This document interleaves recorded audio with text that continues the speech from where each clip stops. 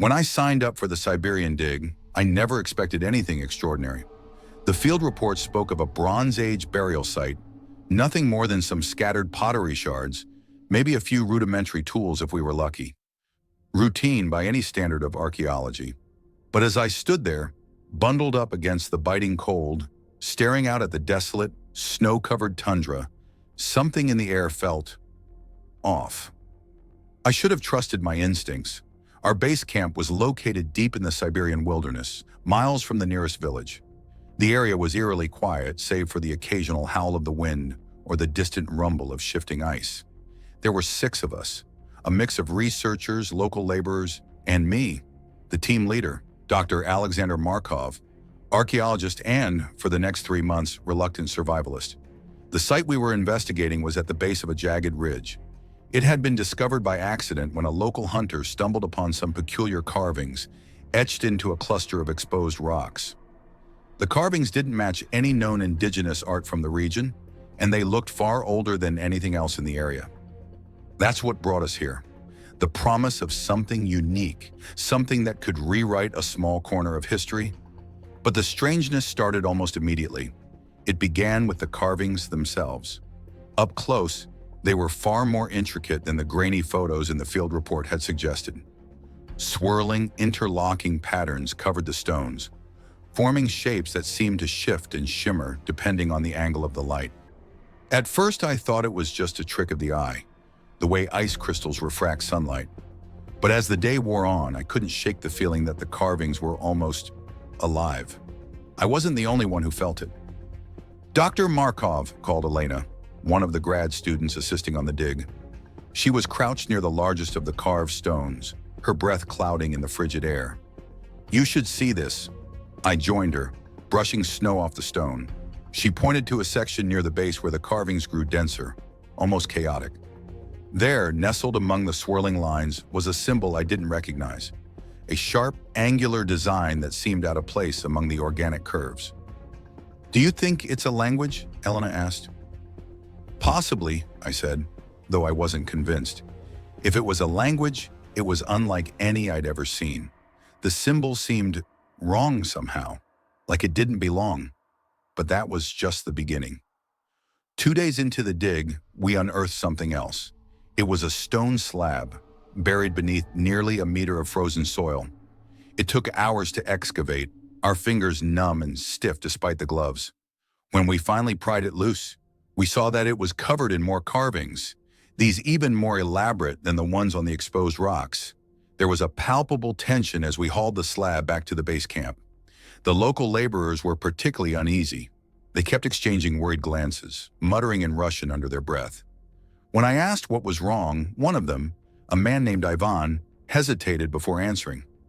"This place," he said, his voice low, "is cursed." I couldn't help but laugh, though the sound felt hollow. "Cursed?" Ivan nodded. "The hunters, they call this ridge Mrtvaya Gora, the dead mountain. They say those who disturb it will not return." Superstitious nonsense, I thought. Every dig site has its share of local legends, usually invented to scare away treasure hunters. Still, Ivan's words stuck with me. Back at camp, we examined the slab under better lighting. The carvings were stunning, almost hypnotic in their complexity. But there was something else, an unnatural chill emanating from the stone, colder than the surrounding air. We tried to rationalize it. Maybe it was the stone's composition, or some peculiar property of its surface. But none of our equipment could explain the phenomenon. That night, the first nightmare came. I woke up gasping.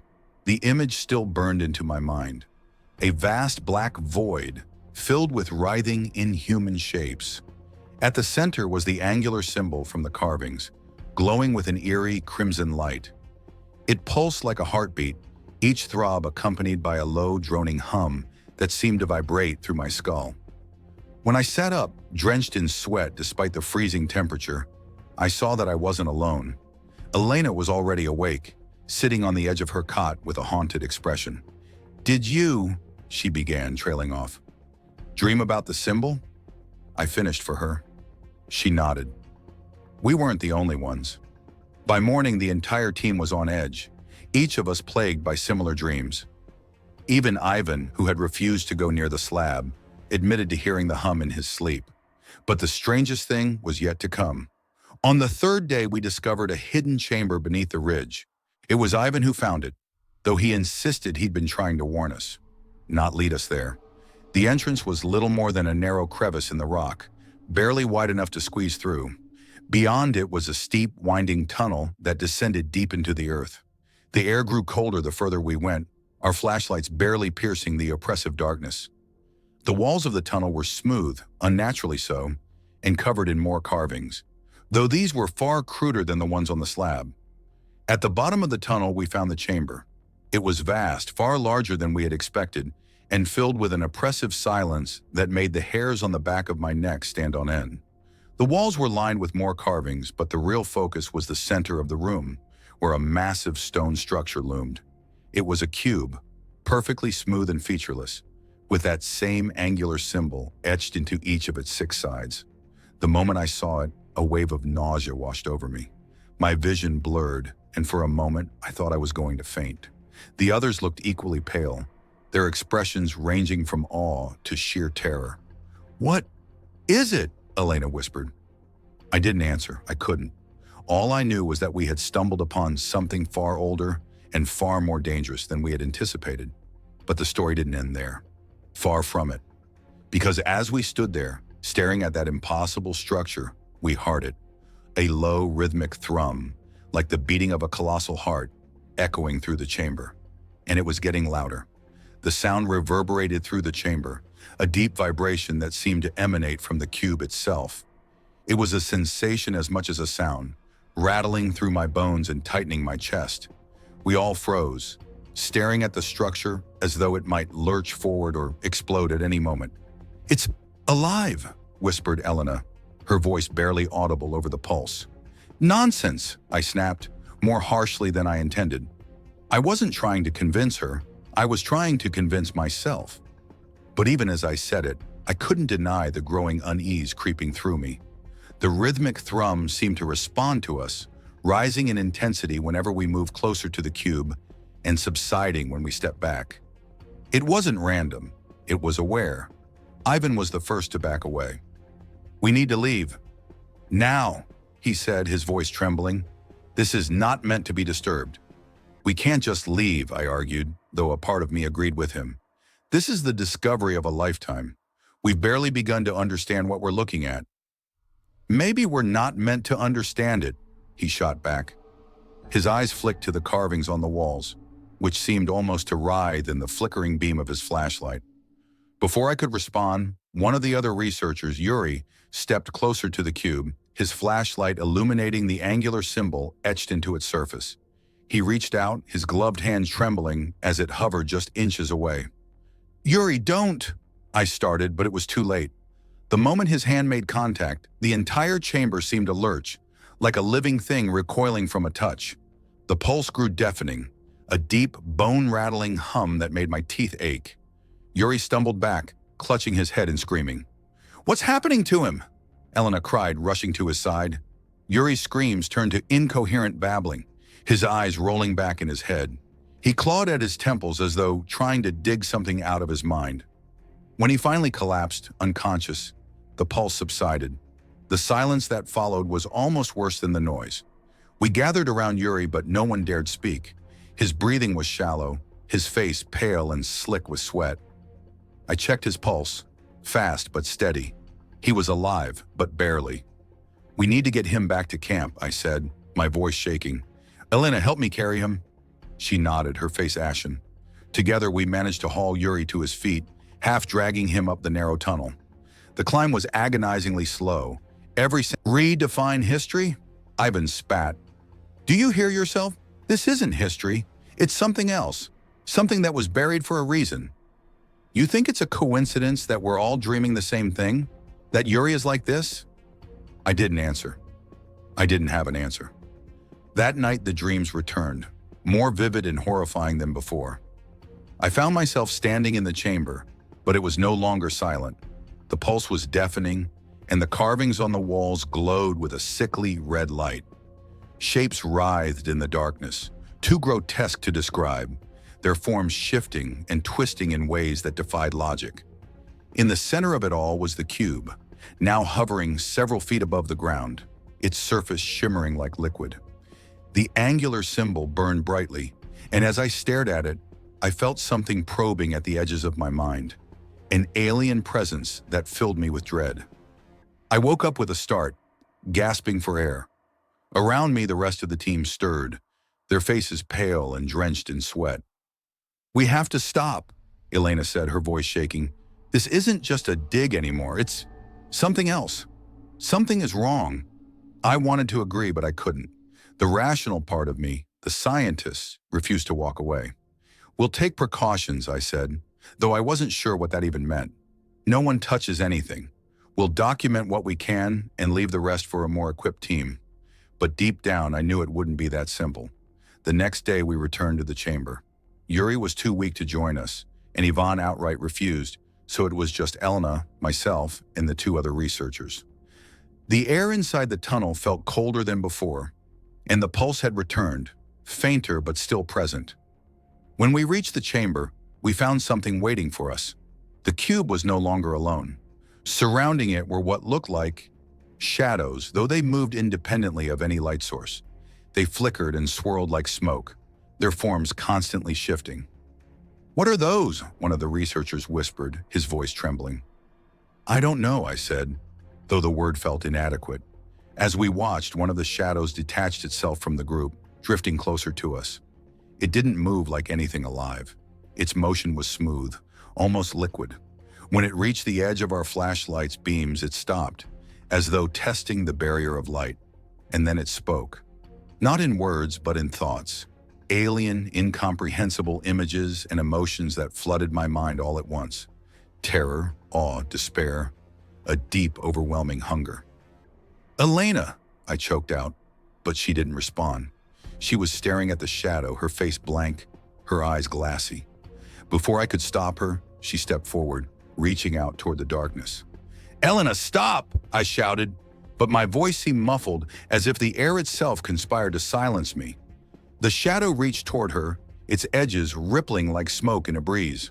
For a moment, her outstretched hand hovered inches from its form, and time seemed to freeze. Then it happened. The shadow surged forward, engulfing her hand, then her arm, wrapping around her like a living shroud. She gasped, her body seizing up as if struck by an electric current.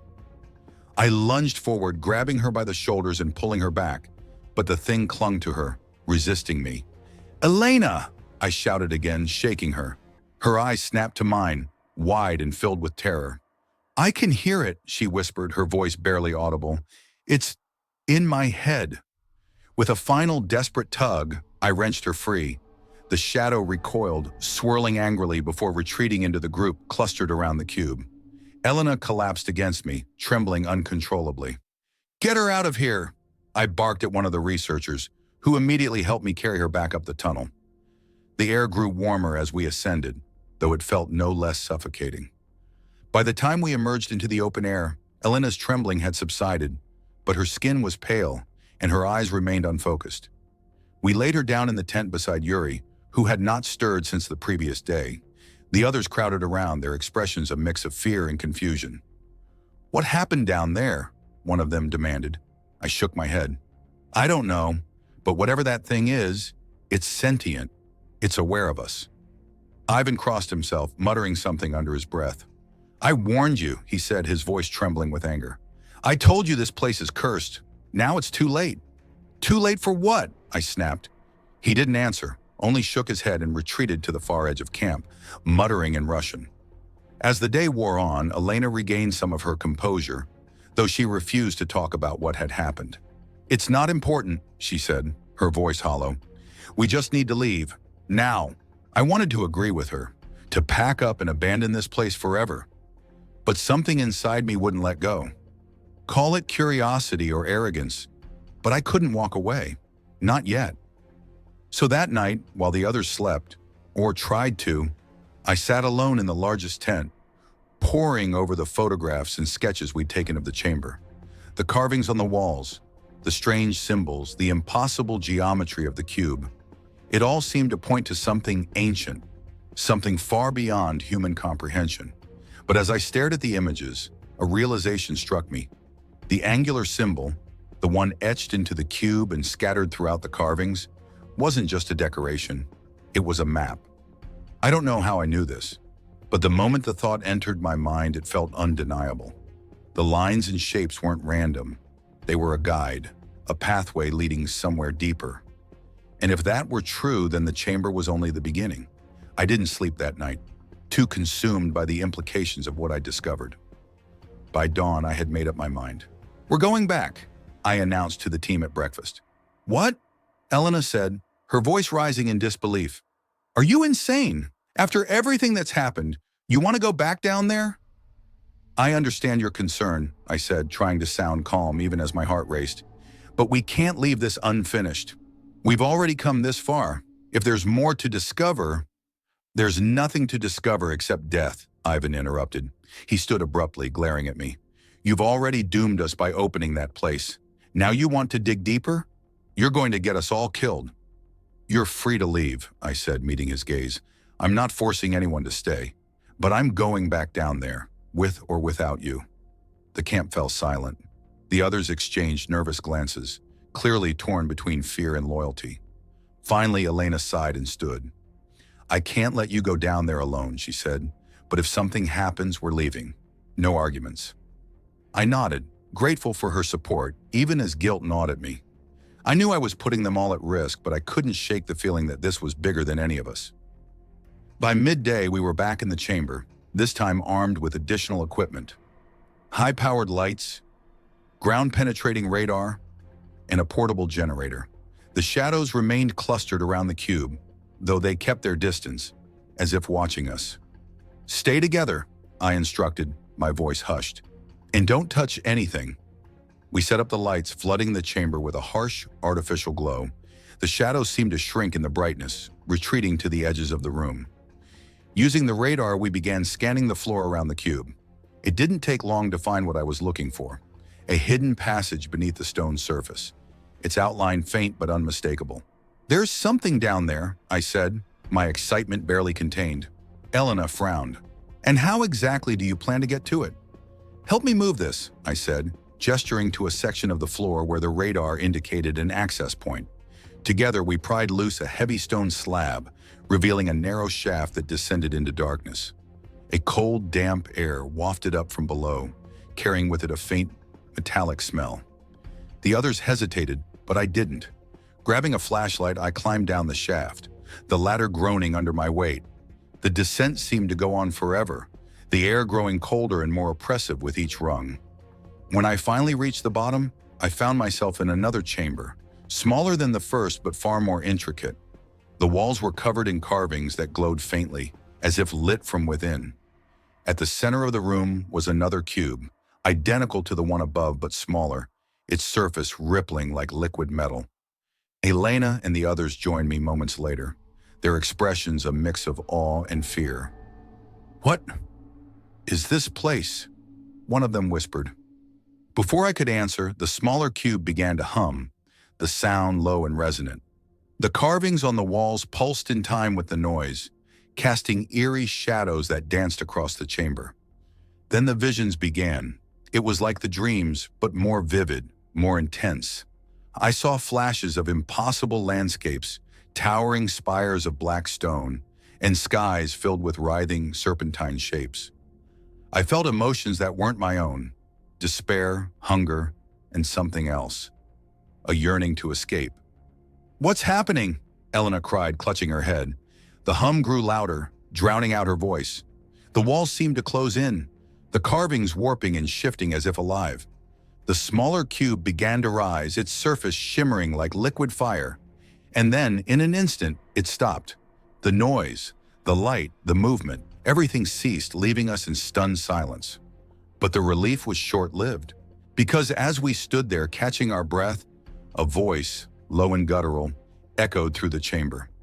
"You have awakened us." The voice wasn't something we merely heard. It was something we felt, reverberating deep in our chests, brushing against the edges of our thoughts. It spoke in a language I couldn't recognize, yet the meaning was clear, as if the words were being directly imprinted into my mind. We stood frozen, too terrified to move or speak. The smaller cube floated in the center of the chamber, its surface shifting and swirling like liquid mercury. The carvings on the walls pulsed faintly, illuminating the terrified faces of my team. Elena was the first to recover. What do you mean?" she stammered, her voice barely above a whisper. The voice came again, deeper and more resonant this time. "You are intruders, disruptors. This place was meant to remain sealed." The shadows along the walls began to stir, writhing like living things. They didn't move toward us, but their restless motion was enough to make my heart race. "We didn't mean to disturb anything," I said, my voice shaking. "We're here to study, to understand." The cube rotated slowly in the air, its surface rippling. "To understand," the voice echoed, the words dripping with disdain. "You are small, fragile, unworthy of understanding." The last word struck like a blow, filling me with a sense of overwhelming insignificance. It wasn't just a comment, it was a statement of fact, one that resonated with the deepest corners of my mind. Ivan, still gripping the ladder behind us, shouted, "We should leave! Now!" "Wait," I said, holding up a hand. My instincts screamed at me to run, but there was something in the voice, something that hinted at knowledge beyond comprehension. "What are you?" I asked, forcing the words out. The cube's pulsing grew faster, the light from the walls growing brighter. "We are the remnants, the watchers, guardians of the threshold." "Threshold to what?" Elena asked, her voice trembling. The shadows stilled, as if listening. The cube lowered slightly, its surface shimmering with faint, indecipherable symbols. "To what lies beyond." The words sent a shiver down my spine. There was no need to ask what beyond meant. It was clear this wasn't some ancient tomb or long-lost civilization. This was something older, something not of this earth. One of the researchers, Dmitri, let out a sudden gasp, pointing to the far side of the chamber. "Look!" We turned to see a section of the wall glowing brighter than the rest. The carvings there seemed to shift, rearranging themselves into a pattern that formed a massive angular doorway. The voice returned, sharper this time. "You cannot enter. You must not." But I was drawn to it, as if something on the other side was calling to me. Without thinking, I took a step toward the glowing door. "Stop!" Elena grabbed my arm, her grip tight. "Don't do this. You heard what it said. This place isn't meant for us." "I have to know," I said, shaking her off. "If there's something behind that door, something that can explain all of this, how can we just walk away?" Ivan stepped forward, blocking my path. "You're not going anywhere near that door. This ends now." Before I could argue, the carvings on the door began to twist again, glowing with an intense, blinding light. The hum returned, louder than ever, shaking the walls and sending dust raining down from the ceiling. "You cannot open it. To do so will bring ruin." But as the voice thundered through the chamber, I noticed something odd. The smaller cube, still hovering in the center of the room, began to spin, its surface rippling wildly. The shadows along the walls darted toward it, converging as though trying to contain it. And then I realized, it wasn't just a guardian, it was a key. "Elena," I said, my voice barely audible over the din. "The cube, it's connected to the door." "What are you talking about?" she shouted. "The carvings, it's all part of the same system. If we activate the cube, it'll open the door." Even grabbed my shoulder, spinning me around. "Are you out of your mind? You heard what it said. Opening that door could destroy everything. Or it could be the greatest discovery in human history," I countered. The chamber shook violently, cracks forming in the walls. The voice returned, more urgent now. "You do not understand what lies beyond. Leave now, while you still can." But it was too late. The glowing door began to shift, the carvings rearranging themselves into a new pattern. The cube spun faster, its surface glowing white-hot. The shadows swirled around it in a frenzy, their forms growing darker and more solid. And then, with a deafening crack, the door began to open. A blinding light spilled out, so bright that I had to shield my eyes. The hum grew to a deafening roar, and the air itself seemed to warp, bending and twisting around the opening. For a moment, there was nothing but light and noise. And then I saw it. A figure stepped through the doorway. It wasn't human. It wasn't anything I could describe, not fully. Its form shifted constantly, a mass of jagged angles and fluid motion that defied logic. It seemed to fold in on itself endlessly, its very presence warping the air around it. The voice thundered again, but this time it wasn't directed at us.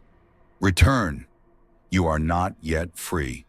The figure turned, its shifting, featureless form somehow exuding defiance. It reached out, its appendages elongating and twisting toward the cube. "What is it doing?" Elena cried. The answer came immediately. The cube shattered. Not in the way a piece of glass might shatter, but in a way that defied explanation. Its form unraveled, breaking apart into infinite microscopic pieces that seemed to dissolve into the air. And with it, the shadows disappeared. The carvings on the walls dimmed, their light fading until they were nothing more than cold, dead stone. The figure turned to us, its form still shifting, its presence radiating an indescribable sense of power. And then it spoke. Not in words, but in images, emotions, and concepts. It showed us what lay beyond the door, a vast, endless expanse filled with horrors and wonders that no human mind could fully comprehend. It was a place of creation and destruction, a realm where time and space held no meaning. And it showed us the truth. We had unleashed it. The figure began to fade, its form dissolving into the air like the cube before it. The glowing doorway dimmed, the carvings rearranging themselves once more into unreadable patterns. And then it was gone. The silence that followed was deafening. "What just happened?" Elena whispered, her voice trembling. I didn't answer. I couldn't, because as I stared at the now sealed door, I realized the truth. We hadn't discovered something impossible. We had unleashed it. And just like that, the thing, the creature, or whatever it was gone. The doorway slammed shut like a tomb being sealed. The patterns on the walls twisting into shapes that made no sense. There was no sound, no pulse from the chamber's heart. Just silence. But you know, sometimes silence is the most deafening thing of all. Elena's question hung in the air, unanswered. "What just happened?" Her voice wavered, and even I could hear the edge of panic creeping into it. I wanted to answer. I should have said something. But what could I say? How could I explain something that didn't make sense? How could I explain that whatever had been behind that door, whatever that entity was, wasn't just a relic of the past? Number. It was something far older, something that belonged to a time, or perhaps a place, that humans couldn't even begin to comprehend. The walls were quiet now, too quiet. And as much as I wanted to run, to tell everyone to pack up and leave, I couldn't bring myself to move. My legs felt like they were made of lead, like the gravity of what we had just done had rooted me to the spot. It was then that I noticed it, the subtle hum. At first it was so faint I thought I might have imagined it, but then it grew louder. Not the heartbeat-like thrum from before. No, this was different. It was deeper, more resonant, like the earth itself was vibrating under our feet. The air around us began to change too. It felt heavier, thick, almost like breathing underwater. I could hear the others shifting, their breaths coming faster, their panic rising. But that's when I felt it. A presence. A cold, oppressive weight that settled over us, creeping into every corner of the room. It wasn't the creature, no. It was something else. Something inescapable. Something that had been waiting all along. I could feel it in the pit of my stomach, gnawing at me. The realization hit me like a sledgehammer, and my mind raced to put the pieces together. We hadn't just unlocked a door. We hadn't just discovered something impossible. We had triggered something ancient, something that had been dormant for millennia. And now it was awake. Elena, I tried to speak, but my throat was dry. My mind was spinning. Suddenly there was a flash, bright, blinding, and I had to shield my eyes. The room around us flickered for a second, as though the very space we were standing in was warping, shifting in and out of reality. It was like watching a film reel run in reverse. playing and replaying moments that had already passed. The air was thick with tension, as if the walls themselves were alive, waiting for something. And then I saw it, a figure standing at the far end of the chamber. It wasn't the creature from before. No, this was something else entirely. At first it was just a shadow, a shape that barely registered in my peripheral vision. But as my eyes adjusted, it became clearer. A tall figure, cloaked in darkness, with an angular silhouette that seemed to stretch into infinity. Its eyes, if they could be called eyes, were just voids, pools of endless black that seemed to suck the light out of the air around them. And it was looking right at us. The others froze. None of us could move. It wasn't fear. It was something deeper, a primal, bone-chilling certainty that we had crossed a line we could never uncross.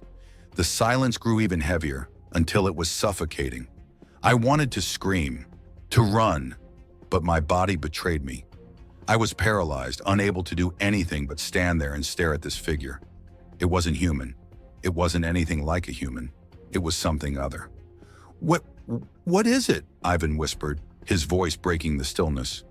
I couldn't answer him, because deep down, I already knew. This wasn't a discovery, it was a summoning. A wayward, desperate attempt to understand the unknown had opened a rift, a crack in the fabric of reality itself. And now we were paying for it. The figure didn't move, didn't make a sound, but it didn't need to. The air itself began to shift around us, as if responding to its presence. And then there was the unmistakable sensation. The ground beneath us trembled, vibrating in time with the hum that filled the room. It wasn't just the room anymore. It was the entire chamber. The structure we were standing in seemed alive, shifting like a living thing. And if that wasn't enough to send your heart racing, there was something even worse. The door, the one we thought had been sealed, it was opening again, slowly, reluctantly. But this time it wasn't just light that spilled from it. It was a presence, a force so strong, so ancient, that it felt like it was pressing against my very soul. I could feel it trying to break me, break all of us, trying to drag us into that space beyond, where time didn't exist, where reality bent and twisted beyond recognition. The figure stepped forward, its form elongating, stretching impossibly. Its hands reached out, fingers twisting in unnatural ways, as if they were made of something that was neither solid nor liquid. And when it spoke, it wasn't with words. It spoke in a language older than any I had ever encountered. But somehow it didn't need to use words. It showed me. It showed all of us.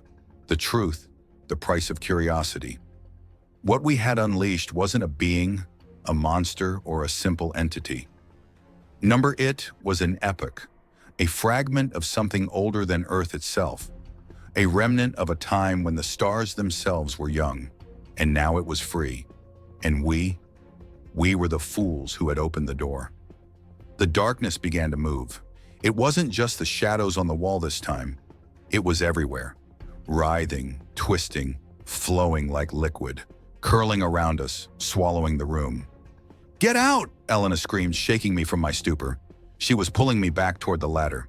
But we couldn't escape. It was too late. We were too deep. The room, the very structure we were in, it was closing in on us. The air was suffocating, heavy with the scent of decay, of something ancient, something that had been locked away for so long that it had forgotten its own name. And as the darkness closed in, one thing became painfully clear. This wasn't just the end for us. It was the beginning of something far worse, something that would reach far beyond this chamber, far beyond this place. You think you know fear? I'm talking about that gut-wrenching, primal terror that grips you in the darkest moments. The kind of fear that crawls into your bones and wraps around your heart until you can't breathe. But what we were feeling in that moment, that wasn't fear. No, that was something else. I can't even begin to describe the cold that washed over us as the darkness closed in, like the air itself had frozen. It wasn't just a drop in temperature. It was as if the very fabric of time and space was tearing around us, The walls pulsed in and out, the air thick with a pressure I could barely understand, as though reality itself was holding its breath, waiting for something. But what was it waiting for? That's when I realized. It wasn't waiting for us to escape. It was waiting for us to break. You see, there's something I haven't told you yet. That doorway, the one we thought was sealed, it wasn't just a door. It was a threshold, a boundary between this world and something else, something beyond comprehension, something so far removed from our reality that even thinking about it felt like I was about to lose my mind. And we had crossed that threshold. That hum in the air, the one that had started softly, it was growing, resonating now in a frequency that made my skull ache, like it was vibrating in my very bones. Each pulse of sound was like a shock wave, a rift tearing at the edges of the world. Where is it taking us? Elena's voice broke through the noise, her hand tight around mine, her breath coming in shallow gasps. Her eyes were wide, filled with panic and confusion, and I couldn't blame her. I didn't know where it was taking us either, but I knew one thing for sure. We were no longer just exploring an ancient site. We weren't just uncovering history. We were now part of it, and history, I soon realized, was not a friend of ours. The figure that had appeared earlier, the one with the void eyes, the one that felt like it was older than time itself, it was moving again. But it wasn't walking. It was more like it was shifting, bending through space, as though it didn't need to abide by the rules of physics. Its form flickered and twisted, like a reflection in broken glass, distorting with each step. It moved toward us slowly, deliberately, and as it did, the shadows responded to it. No, followed it, as if the darkness itself was bending to its will. "Elena, get back!" I screamed, trying to pull her away. But the moment I spoke, I felt it. The shift in the air, the thickening of the space around us, as though the very world was being suffocated. The walls were closer now, and the shadows weren't just on the edges anymore. They were everywhere. The temperature dropped even further. I could see my breath coming out in short, visible bursts, freezing in midair before vanishing like smoke. But it wasn't just the cold. It was the feeling, the sensation that we were no longer entirely present in the room, like we were fading. And that's when the first scream came. It wasn't one of us, though. No, this scream came from outside the chamber, a sharp, agonizing wail that tore through the silence like a blade, cutting through the air. It was so full of terror, so visceral, that I could feel it in my chest, vibrating through my ribs. We weren't alone, but the thing is, we hadn't been alone from the moment we stepped into this place.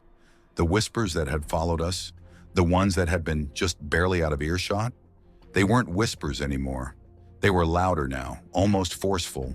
And as they grew, so did the screams. Screams not just from outside, but from inside our own minds.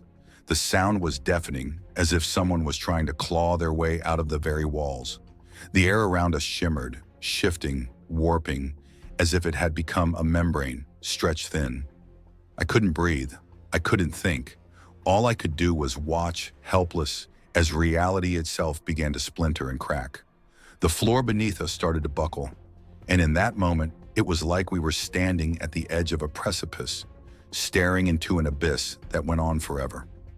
The very ground beneath our feet felt like it was about to give way, like we were floating in some vast, hollow space, no longer tethered to the earth. "Elena," my voice came out in a ragged whisper, barely audible over the noise. But she didn't hear me. None of us could hear anything clearly anymore. The world was collapsing into a blur of sound, light, and shifting shapes. The dark figure had reached us now, and as it loomed over us, the others tried to back away, but their feet wouldn't move. They were stuck, rooted in place, unable to escape. And then, as if by some force that was beyond our control, the figure spoke, but not with words. It spoke with the sound of 1,000 voices, all overlapping, all demanding attention. The voices, so loud, so many, were unbearable, like they were breaking through every single layer of my consciousness. It was like hearing the world scream all at once. "You do not belong. You do not understand."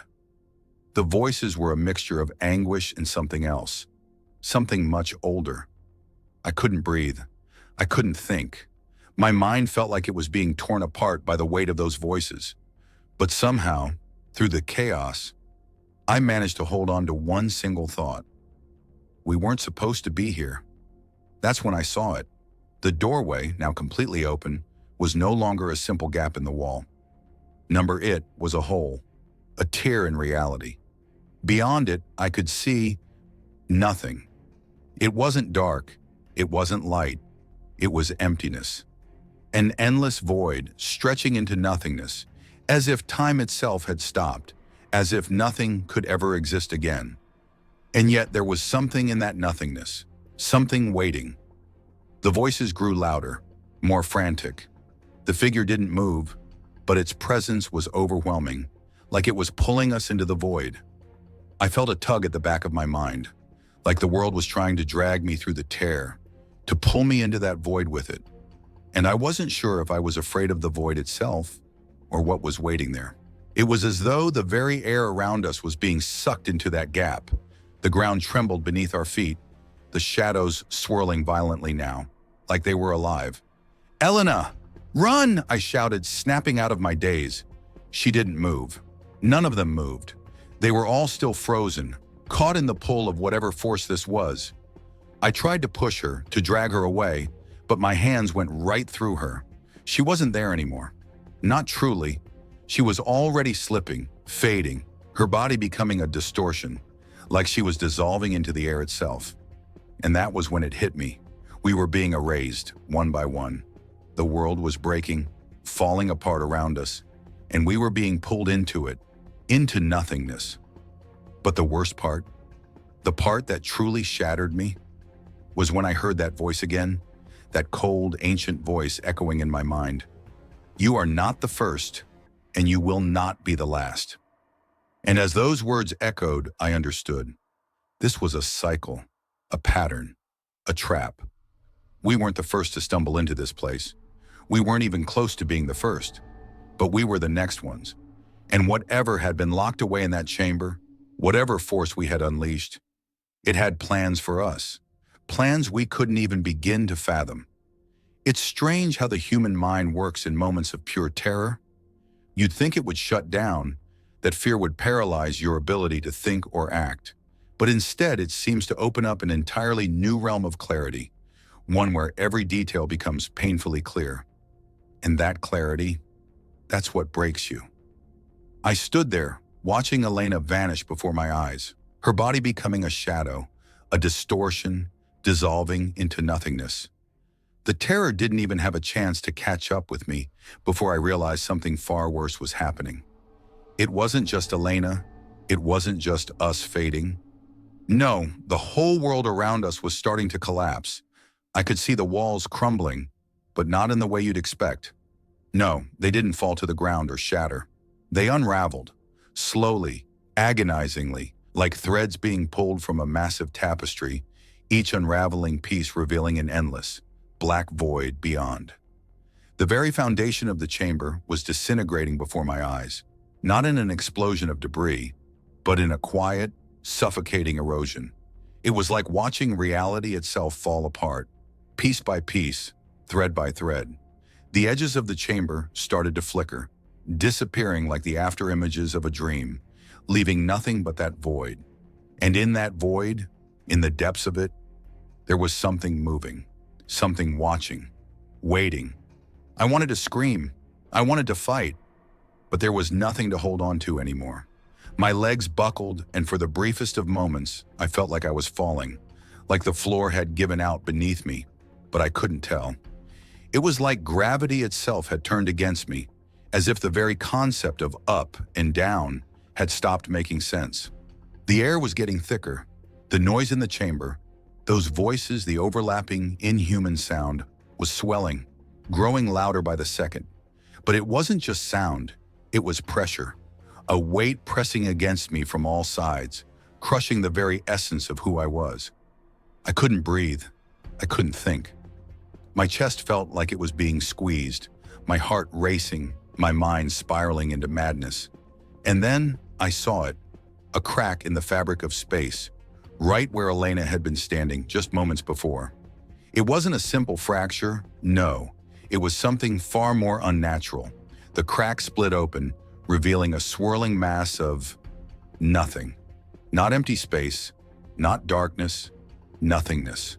It was an absence so complete, so profound, that I felt myself being pulled toward it. Not physically, no, there was no force acting on me. But it was a presence, a thing so immense that it defied comprehension, defied every law of nature I had ever known.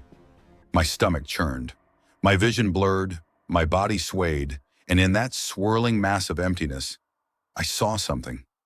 Shapes, shadows. Moving, undulating forms that weren't things in any sense I could understand. They were like fragments of forgotten dreams, twisted and distorted into something monstrous, something utterly alien. I couldn't look away. I tried to, but the longer I stared, the more those forms pulled at me, as though they were trying to drag me into that void, to pull me into whatever nightmare existed beyond it. And then I heard it. A voice. Software. So soft at first, I wasn't sure I heard it. But then it came again, louder. It wasn't a language I recognized, but somehow I understood. Not with my ears. No, I understood with my mind, with my soul. The voice was a whisper, a command, a call that echoed through the very fabric of my being. Come into the void. I could feel it. That voice wasn't just a call, it was a pull, an invitation. And in that moment, I knew it wasn't trying to destroy us. It was trying to recruit us, to bring us into something far greater, something older, something that had existed long before this world had even been born. But there was something else in that voice, a promise of something I couldn't understand, something too alluring to resist. It was the same pull that had drawn us into this place in the first place. It wasn't just curiosity anymore. It was something far darker. I stepped forward, my body moving of its own accord. It was like I was no longer in control, like something else was making the decisions for me. My legs moved one step at a time toward that crack in space, toward that maddening void that stretched out before me. The figures in the dark, the shadows that had been haunting us from the moment we entered, were becoming clearer now. They were watching me, their black, empty eyes fixed on me, like hungry wolves. I could hear their whispers, their promises creeping into my mind. Join us, become one with the void. There is no pain in nothingness, only peace. And the worst part, I felt it. I felt that pull, that magnetic draw to the void. Part of me, some small, rational part, screamed at me to turn around, to run. But it wasn't enough. I couldn't turn around. I was already gone. I could feel my feet moving faster now, the ground beneath me trembling as I closed the distance between myself and the void. The world around me was dissolving, but I didn't care. It didn't matter. Nothing mattered except getting closer, stepping further into the nothingness, into that place that promised an end to everything. And just as I was about to step into the crack, just as my foot lifted to cross the threshold, I heard a sound. Not from outside, not from the void, but from within the space around me.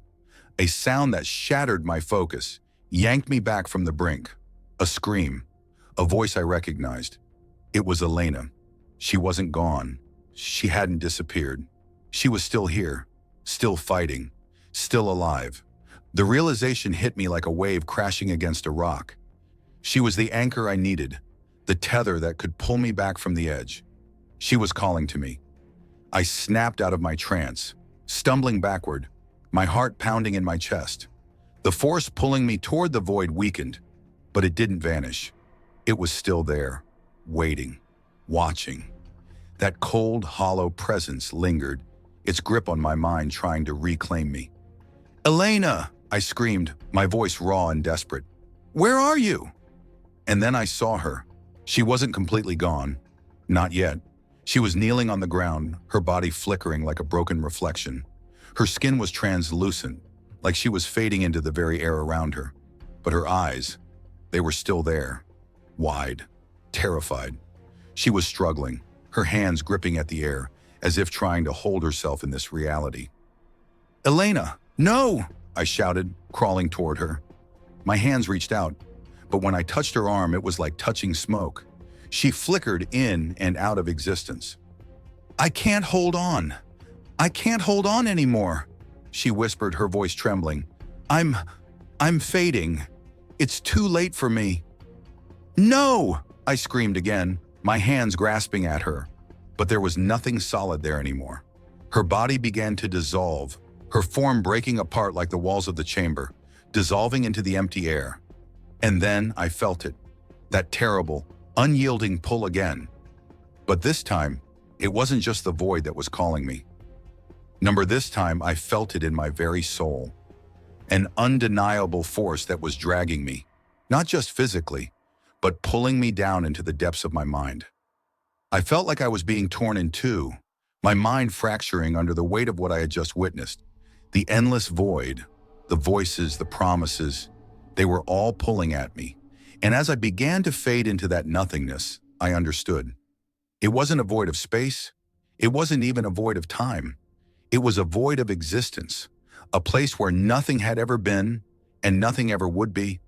And once you stepped into it, once you crossed that threshold, you didn't just lose your body or your mind.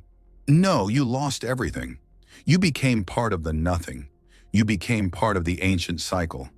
But there was one thing, just one thing, I understood too late.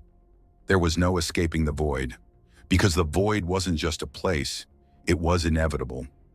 I don't know how long I was drifting in that space. Time was a concept I no longer understood. I couldn't tell whether I was awake or asleep, alive or dead. There was nothing but an endless, crushing darkness around me. A stifling void that pressed in from all sides. My body felt numb, like I was floating, suspended in something both endless and suffocating. And the worst part? The silence. It was absolute. It was all-encompassing. But in that silence, something started to change. At first, it was barely noticeable. A small crack in the nothingness. A flicker. A shift in the very fabric of reality, like a sliver of light in an all-consuming storm. I couldn't focus on it. Everything around me was too dark, too thick with emptiness. But I felt it. A pulse. Slow at first, a rhythmic thrum that matched the beat of my own heart. A sensation that something was moving in the distance. Or maybe something was coming. I don't know how long I floated there. Time, as I said, had no meaning. But I could feel my thoughts starting to return, not fully, but in fragmented pieces. Memories of the world I had left behind, of the mission, of Elena, of that damn doorway. And as those memories came rushing back, so did the realization that I wasn't alone. There was something with me, something watching. It started with whispers. Faint at first, like the rustling of leaves in the wind. But the whispers grew louder, more distinct. They weren't in any language I knew, but I understood every word. The voices weren't just talking to me, they were through me. They were inside my head, planting thoughts, twisting them. Each whisper seemed to drag me deeper into the void, each one pulling at my mind, stretching my sanity. The words weren't meant to comfort, they were meant to break. You cannot escape. You will never escape. That was the first phrase I heard clearly, and as soon as I did, a cold wave of dread washed over me. I tried to shake it off, tried to ignore the voices, but they didn't let me. They followed me, crawling into every crevice of my thoughts, every empty space in my mind. And as they did, the void around me seemed to pulse, like it was alive, alive and hungry. I tried to scream, to shout out, to find something, anything that could break me free from this nightmare. But no sound came. The silence that had held me was unyielding, impenetrable. Every scream, every plea I attempted to voice was swallowed by the oppressive void. And then I heard it, a sound, a real sound, distinct and tangible. Not the whispers, not the silence, but something else, something that shouldn't have been there. Footsteps, slow, steady, unmistakable. I could feel my heart race, my breath quickening as those footsteps grew closer, echoing in the abyss around me. But these weren't the footsteps of anything human. No, these were far heavier, far more deliberate. They carried a weight that was alien to me, a weight that didn't belong in the nothingness. With each step, the air seemed to grow thicker, more oppressive. And then I saw it, a figure emerging from the very heart of the darkness. It was blurry at first, a shadow against the backdrop of the void, but as it drew closer, it began to take shape. And when it did, I wished I could have closed my eyes. It wasn't a person, not in any sense of the word. It was a thing, an entity, something that shouldn't exist, something that made every instinct in my body scream for me to run. It was like looking at the intersection of a nightmare and reality, a form that twisted and shimmered, half-formed, shifting from one grotesque shape to another. One moment it was humanoid, but the next it would stretch impossibly long, its limbs bending at unnatural angles. It had no eyes, no face, just a swirling mass of something that was both there and not there. Like it was constantly fading in and out of existence. Like it was a creature born from the edges of the universe itself. The closer it got, the more I felt my grip on reality slipping away. My vision blurred, my thoughts scattered, as though my very mind was being torn in two by the presence of this creature. It was pulling me in, like a magnet pulling iron, and all I could do was watch as it drew closer, its form shifting with every step, with every second. "You are lost," the voice came from within the thing, not from its mouth, but from its very essence, vibrating through the void. "You are already lost." I tried to turn away, tried to escape, but I couldn't. My body felt as though it was paralyzed. My legs refused to move, my mind locked in a cycle of fear and confusion. It was like the thing was invading my very thoughts, twisting them, feeding on them. And as I looked into its empty, shifting form, I realized the terrible truth. I knew this thing. I had seen it before. It was the same figure, the same presence, that had appeared at the doorway, the one that had dissolved into thin air. It wasn't gone. It had been waiting, watching, and now it was here. But the worst part? It wasn't alone. Behind it, through the darkness, more shapes were starting to emerge. Figures, shadows. They weren't just there to watch. They were closing in, surrounding me.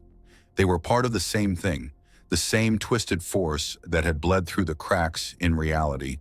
And as they moved closer, the air seemed to grow colder. The pressure increased, like the very walls of reality were closing in on me. At first it was barely noticeable. A small crack in the nothingness. A flicker. A shift in the very fabric of reality, like a sliver of light in an all-consuming storm. I couldn't focus on it. Everything around me was too dark, too thick with emptiness. But I felt it. A pulse. Slow at first, a rhythmic thrum that matched the beat of my own heart. A sensation that something was moving in the distance. Or maybe something was coming. I don't know how long I floated there. Time, as I said, had no meaning. But I could feel my thoughts starting to return, not fully, but in fragmented pieces. Memories of the world I had left behind, of the mission, of Elena, of that damn doorway. And as those memories came rushing back, so did the realization that I wasn't alone. There was something with me, something watching. It started with whispers. Faint at first, like the rustling of leaves in the wind. But the whispers grew louder, more distinct. They weren't in any language I knew, but I understood every word. The voices weren't just talking to me, they were through me. They were inside my head, planting thoughts, twisting them. Each whisper seemed to drag me deeper into the void, each one pulling at my mind, stretching my sanity. The words weren't meant to comfort, they were meant to break. You cannot escape. You will never escape. That was the first phrase I heard clearly, and as soon as I did, a cold wave of dread washed over me. I tried to shake it off, tried to ignore the voices, but they didn't let me. They followed me, crawling into every crevice of my thoughts, every empty space in my mind. And as they did, the void around me seemed to pulse, like it was alive, alive and hungry. I tried to scream, to shout out, to find something, anything that could break me free from this nightmare. But no sound came. The silence that had held me was unyielding, impenetrable. Every scream, every plea I attempted to voice was swallowed by the oppressive void. And then I heard it, a sound, a real sound, distinct and tangible. Not the whispers, not the silence, but something else, something that shouldn't have been there. Footsteps, slow, steady, unmistakable. I could feel my heart race, my breath quickening as those footsteps grew closer, echoing in the abyss around me. But these weren't the footsteps of anything human. No, these were far heavier, far more deliberate. They carried a weight that was alien to me, a weight that didn't belong in the nothingness. With each step, the air seemed to grow thicker, more oppressive. And then I saw it, a figure emerging from the very heart of the darkness. It was blurry at first, a shadow against the backdrop of the void, but as it drew closer, it began to take shape. And when it did, I wished I could have closed my eyes. It wasn't a person, not in any sense of the word. It was a thing, an entity, something that shouldn't exist, something that made every instinct in my body scream for me to run. It was like looking at the intersection of a nightmare and reality, a form that twisted and shimmered, half-formed, shifting from one grotesque shape to another. One moment it was humanoid, but the next it would stretch impossibly long, its limbs bending at unnatural angles. It had no eyes, no face, just a swirling mass of something that was both there and not there. Like it was constantly fading in and out of existence. Like it was a creature born from the edges of the universe itself. The closer it got, the more I felt my grip on reality slipping away. My vision blurred, my thoughts scattered, as though my very mind was being torn in two by the presence of this creature. It was pulling me in, like a magnet pulling iron, and all I could do was watch as it drew closer, its form shifting with every step, with every second. "You are lost," the voice came from within the thing, not from its mouth, but from its very essence, vibrating through the void. "You are already lost." I tried to turn away, tried to escape, but I couldn't. My body felt as though it was paralyzed. My legs refused to move, my mind locked in a cycle of fear and confusion. It was like the thing was invading my very thoughts, twisting them, feeding on them. And as I looked into its empty, shifting form, I realized the terrible truth. I knew this thing. I had seen it before. It was the same figure, the same presence, that had appeared at the doorway, the one that had dissolved into thin air. It wasn't gone. It had been waiting, watching, and now it was here. But the worst part? It wasn't alone. Behind it, through the darkness, more shapes were starting to emerge. Figures, shadows. They weren't just there to watch. They were closing in, surrounding me. They were part of the same thing, the same twisted force that had bled through the cracks in reality. And as they moved closer, the air seemed to grow colder. The pressure increased, like the very walls of reality were closing in on me. Then I heard it again. The voice. It wasn't the creature's voice this time. Number. It was something different, something quieter, but still just as powerful. It echoed through my mind, clear and sharp like a whisper that pierced through the darkness. "You cannot escape." I froze. It was so soft, so faint. But there was no denying it. That voice, it was familiar. It was familiar in a way that chilled me to my very core. I turned, searching the room, but there was no one there. There was only the doorway, its frame glowing softly, beckoning me forward. I stepped back instinctively, but the voice came again, louder this time, and this time I felt it in my chest, like the very air around me had solidified. "You are already here." I couldn't breathe. I couldn't think. The words didn't make sense, but they made perfect sense at the same time. They weren't just words. They were a truth I didn't want to accept, a truth that had been lingering just below the surface all this time. I had been here before. I had already crossed the threshold. I wasn't just in the chamber anymore. I was in the void, in their world. This place, it wasn't a physical location. It was a state of being, a dimension, a space where reality itself bent and broke. And now I was part of it. I had crossed the point of no return. But what did that mean? What happened now? I reached for the doorway again, my hand trembling as it brushed the edge of the frame, and suddenly the space around me shifted. It wasn't just the air. It wasn't just the walls. It was everything. The doorway flared to life, its light glowing brighter, pulsating with an energy I could feel in my very bones. It was alive, it was calling me, and I was compelled to go through it, to step into whatever lay on the other side. But I couldn't move. I couldn't bring myself to step through it. And then in the silence that followed, I heard it again. You have already crossed. There is no going back. There is only forward. Come.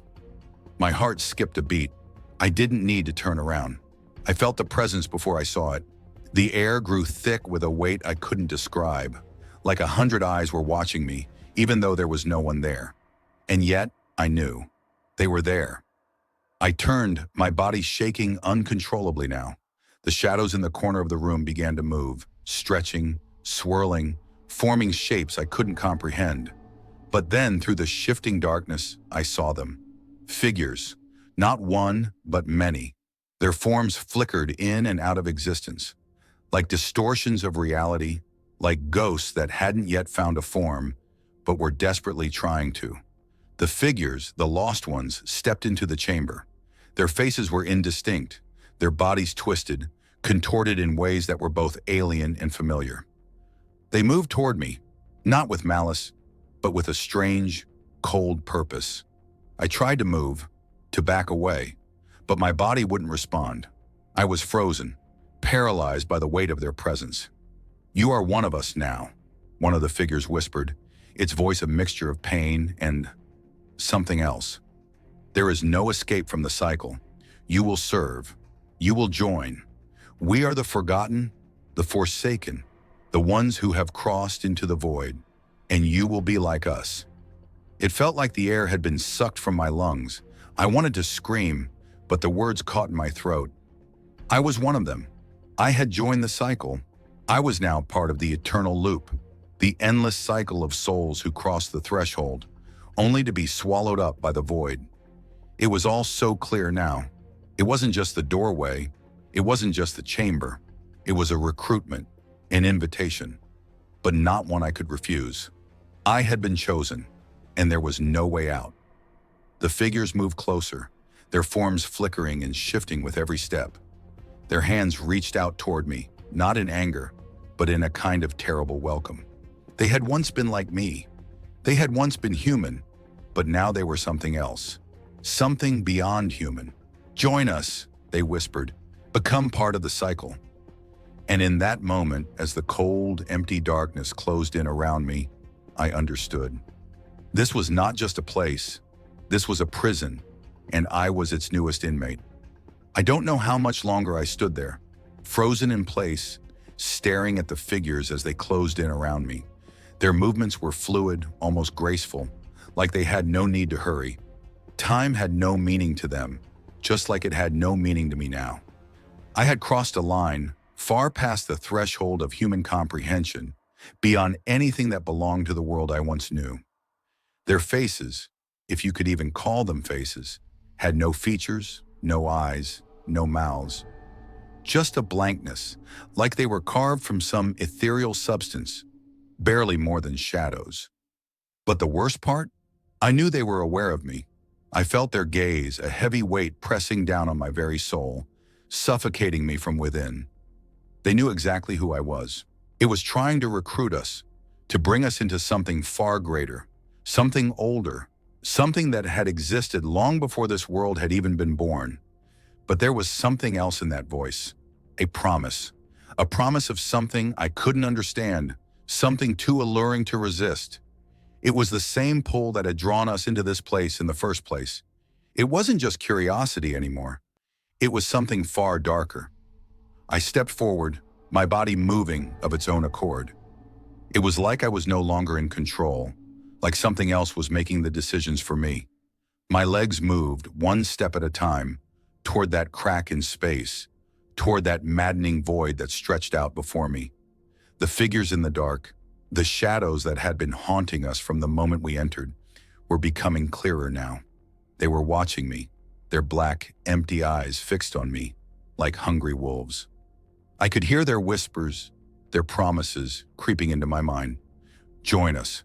Become one with the void. There is no pain in nothingness, only peace.